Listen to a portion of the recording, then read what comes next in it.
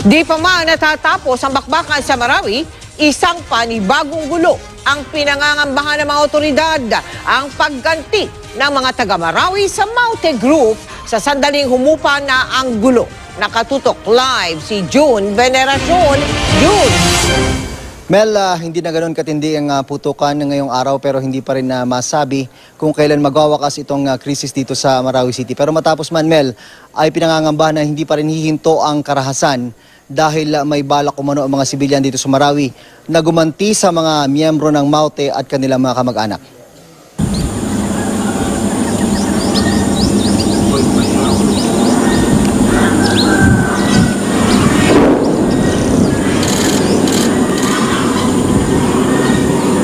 Hindi na ganun kadalas, pero kapag kinakailangan, dumarating ang mga air assets ng militar para bombahin ang mga pwesto ng Maute Group sa Marawi City.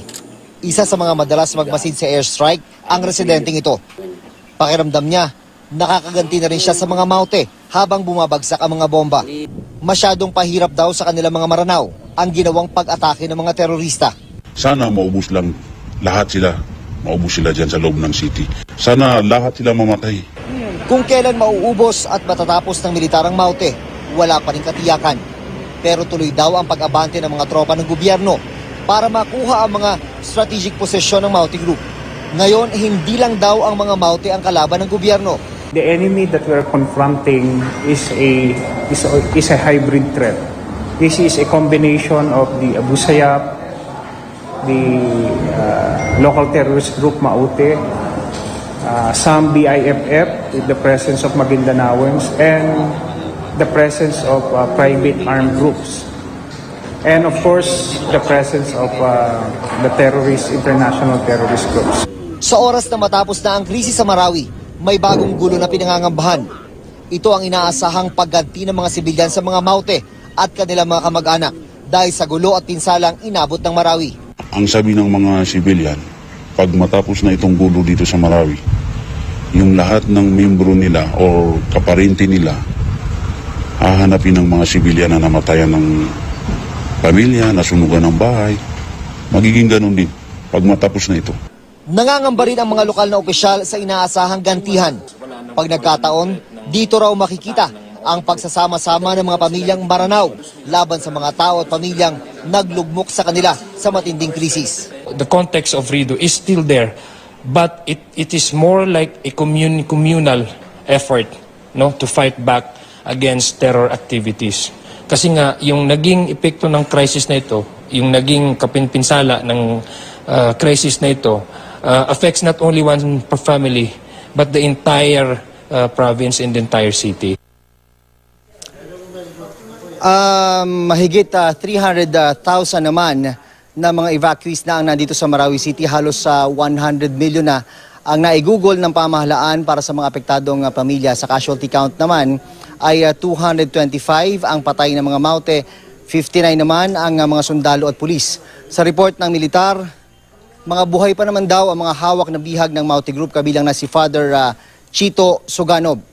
Samantala, ayon kay Brigadier General Restituto Padilla, ang spokesperson ng Armed Forces ay natapos na raw ang Board of Inquiry ang kanilang investigasyon kaugnay sa airstrike noong May 31, kung saan 10 sundalo ang nasawi. Muli na raw ginagamit ngayon para sa air support ang SF-260 sa kanilang operasyon dito sa Marawi City. Mike. Napasok po ng mga rescue team yung tinatawag na conflict zone sa Marawi. At yan ay para sagipin yung mga residenteng naipit sa bakbakan. Pero ang ilan sa mga residenteng yun na hindi sumama. Nakatutok live si Emil Sumangin. Emil. Mike, nakapagsagawa ng rescue operation kanina ang PDRRMC matapos na pumayag ang AFP nang sandaling tumigil ang airstrike. Pero ang problema, matapos pasukin ng mga rescuer ang lugar malapit sa bakbakan, ang mga sibilyang nagpaparescue, nagbago ang isip at hindi na sumama. Nakakuha ng go signal sa militar ang Disaster Risk Reduction and Management Council ng Lanao del Sur.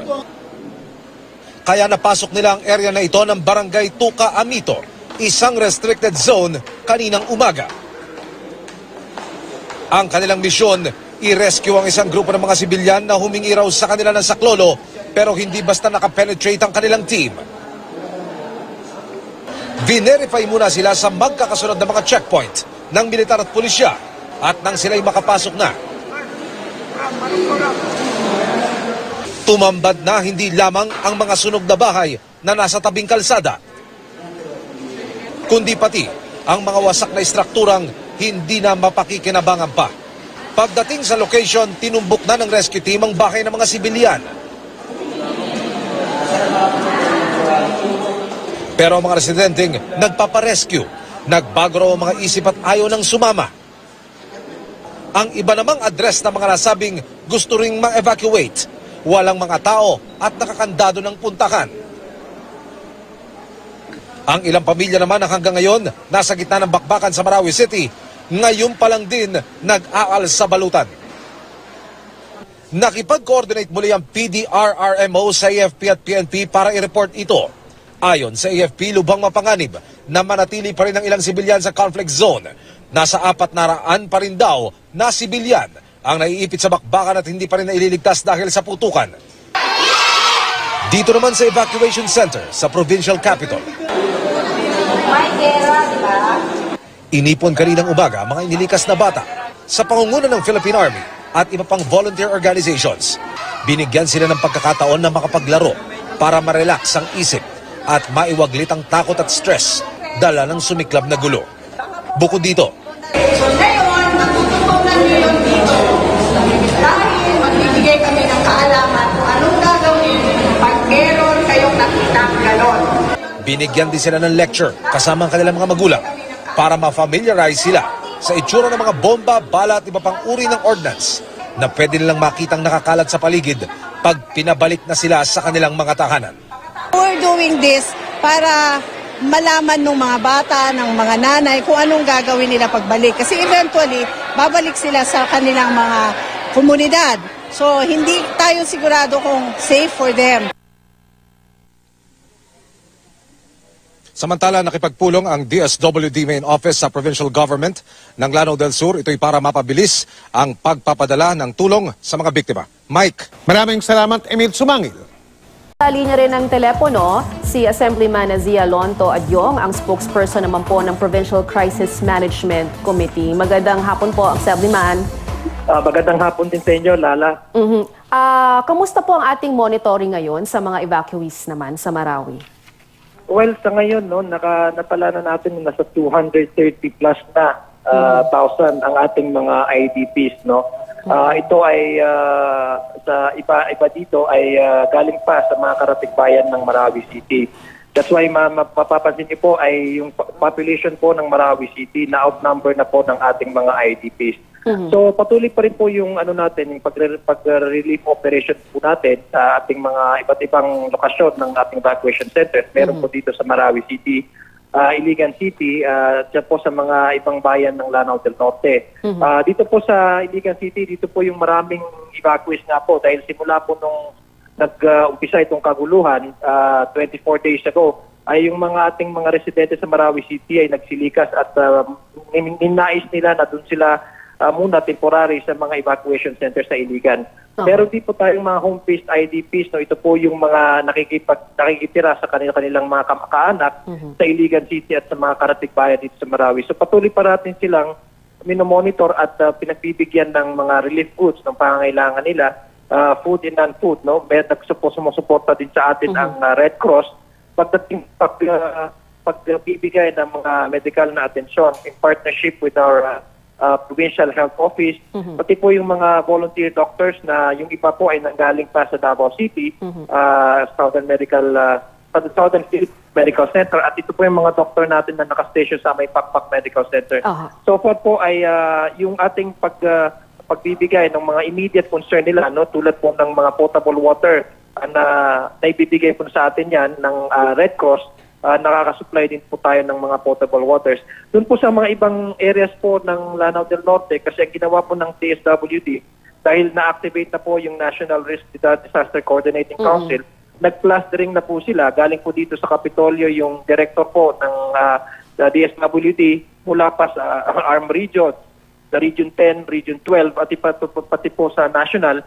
Nagkaroon po tayo ng initial discussion nung nag-face na po ng courtesy call sa ating Vice Governor, si Bongbong Alonto Adyong, na-identify na po natin yung areas of assignment. Ibig sabihin, sa mga areas po ng mga evacuation centers dito sa Lanao del Norte, ay maaaring ang mag-cover po dyan ay ang Region 10. Kasi ang nangyari po ngayon, may balita po tayo na as far as Dumaguete City, mayroon pong reported na mga IDPs dyan, mga evacuees dyan. So it's going to be a collaboration between and among the agencies of the SWD sa bawat rehiyon po. Isa lang nakakarating ho ba? Kasi marami tayong mga kababayan na gustong tumulong. Nakakarating ho ba at sapat? Nasa 230,000 na po ang evacuees na nabanggit nyo. Yes. Yun po yung isa sa pinag-uusapan natin kung paano po natin ma-rationalize yung relief operations natin, including yung pag-receive po natin ng mga donations po galing sa mga civil society groups, mga people's organization, at pati na rin po yung mga private entities, no, na pupunta po na at willing po sila mag-extend ng kanilang tulong. So, pinag-uusapan po yan kung paano po natin i-rationalize yung relief goods natin para hindi po magkadoble-doble at yung based doon pa sa pangangailangan ng specific na evacuation centers, no. So, nandiyan po yung mga gamot, nandiyan po yung mga non-food provisions tulad po nung na-receive po natin sa isang LGU ng mga hygiene kit, no. So, dinidistribute po natin yan at ina-identify po natin ang area of assignment natin.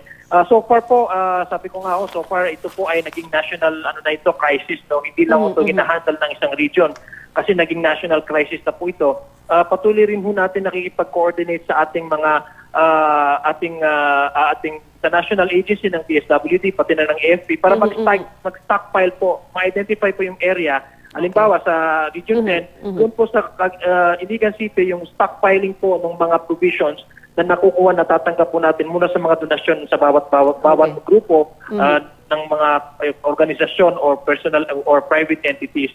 Dito na po sa Marawi, nakaantabay na po yung mga goods po natin dahil ang Lanao del Sur ay under the state of calamity. Na-access naman po natin ang pondo ng probinsya.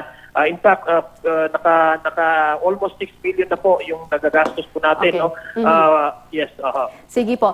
Sige po, kami po patuloy na makikipag-ugnayan at kukuha rin po ng update sa kalagayan ng ating mga kababayan dyan sa Iligan din po at Marawi. Maraming salamat po sa inyong panahon. Maraming salamat din po, Rala. Si Assemblyman Zia Lonto Adyong po ang spokesperson ng Provincial Crisis Management Committee.